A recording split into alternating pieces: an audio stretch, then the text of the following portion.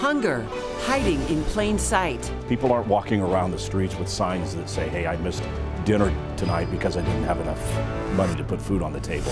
It impacts thousands every day. If people don't even know where they're going to get their next meal, then it's hard to focus on really anything else. For some, location and access are problems. It's really important that we have a store that's close. Otherwise, we have to drive, good 40 miles to get to a grocery store. For others, it's money. Bills are rack up and kids and all their stuff. But there is help for those who need it. We all need to eat. From food banks across the state trying to give people a reliable place for food. Everybody has a story and everybody has a circumstance, and that is why they come to us. To a cafe, giving the hungry a hand up. I think it's a lot closer than any other restaurant that I could think of. Tonight, a close-up look at hunger in the heartland and the organizations searching for a solution. Poverty shouldn't happen.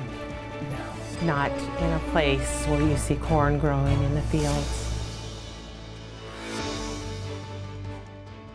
And good evening. Thanks for joining us tonight for this KETV News Watch 7 special Project Community Hunger in the Heartland. Tonight, stories from all over the state of hunger and not knowing where the next meal is coming from. For 1 in 7 people, that daily fear is a reality. It's called food insecurity.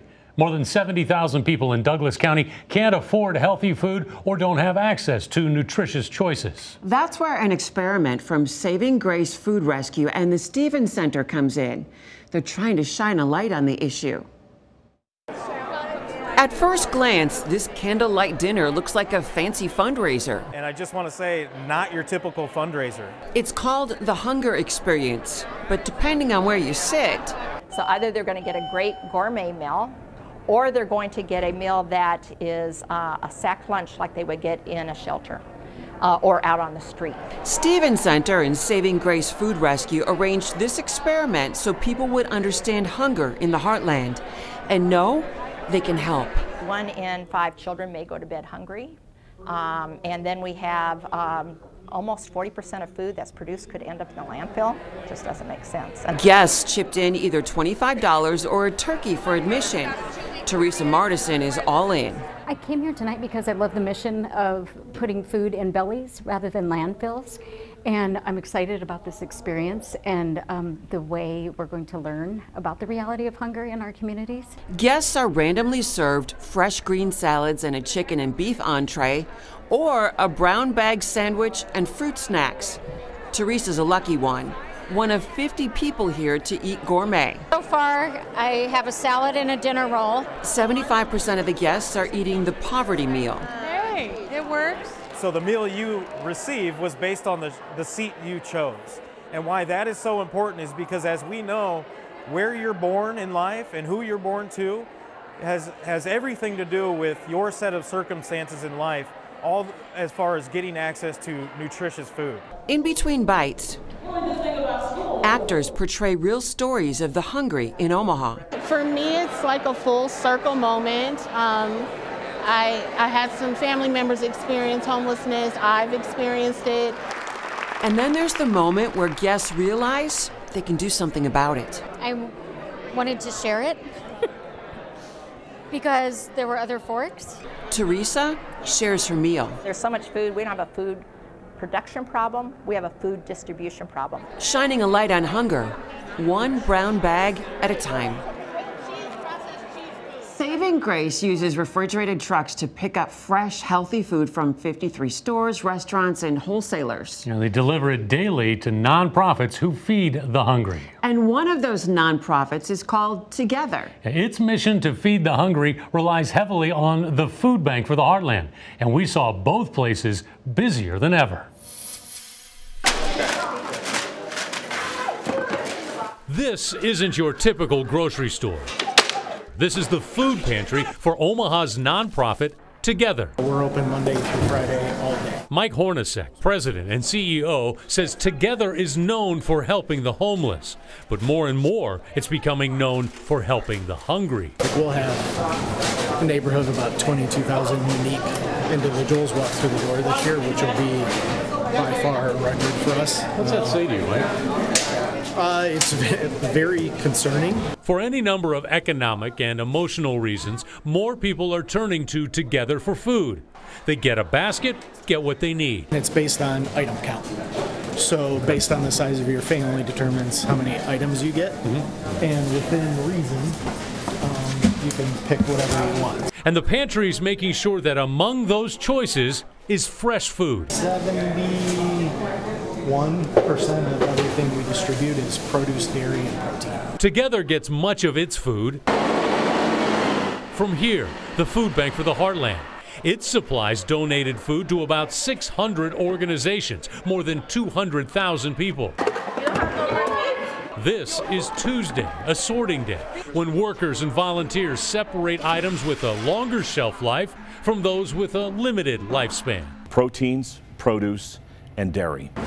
Proteins, produce, dairy. Healthy food. And President and CEO Brian Bark says that's what the food bank is really trying to get more of. But it's always been a challenge to get those items out to pantries before they go bad. One solution came from an unlikely source: the flood of 2019. Because of the flood, we changed our distribution model. They used to deliver to organizations every 2 weeks. Our partner in Hamburg needed help, and so we were going down there every week. And through that experience, we thought, you know what, we can go everywhere else in 1 week. So with that being said, we get a semi of produce in here on a Tuesday. We will have it turned and out the door no later than that Saturday. And by having that change in our distribution model of 1 week, we now are able to open up that produce to other organizations that previously did not have access to it because the 2 week window was too long. But there's still a challenge just getting that produce. You see, it isn't cheap, and 70% of what the food bank has is donated, limiting what else it can provide. So when we only control 30% of our inventory, we have to be really careful in regards to what particular food items are we buying. And when we buy higher nutritional food items, those cost more money. So Bark says if people want to help the hungry get healthy food, they should donate green for the greens. The help needs to come in a monetary donation. It allows us the flexibility to buy the items that we need. There's a really heavy focus on nutrition. To speed up the process, Together also changed its operation, starting something called Enable Pickup. Before, it was a multi-step process. The food bank would drive around, pick up donated food, take it back here to the food bank where Together would come get it.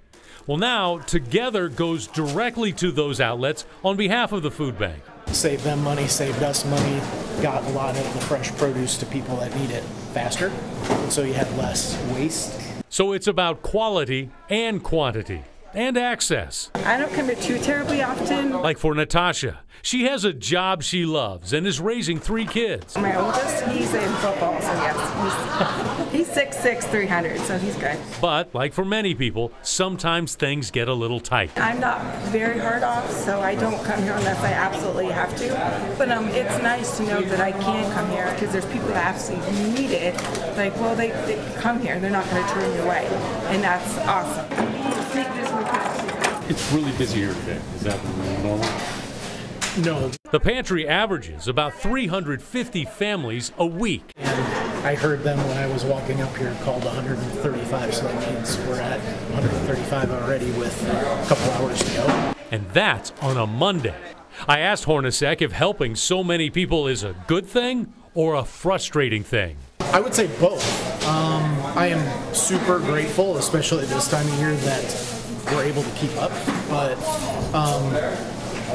it is stressful sometimes, and it is frustrating. Like, why does it just continue to grow? Why are there more people that need help, and what are we not doing? Like, why is it not getting better? You saw Together's pantry was busy last Monday. Well, now we know just how busy they've been this year. Take a look. They've compiled these numbers for us. It's staggering. Largest increase in need specifically is among the aging population. Since January, the group of people 51 to 64 has seen a 528% jump. Even greater for 65 and older, a 660% increase. Also a concern, Together tracks zip codes and says more than 1,600 new clients traveled from outside Douglas County to get help. They say it's not unusual for people to come in from up to 2 hours away. So still ahead on this Project Community Special, accessing fresh food is a struggle when you live miles from the closest store. 3 miles either direction, you go to Walmart. 15 miles either direction, you go to Dollar General. But in rural Nebraska, a local grocery store works hard to bring customers better options.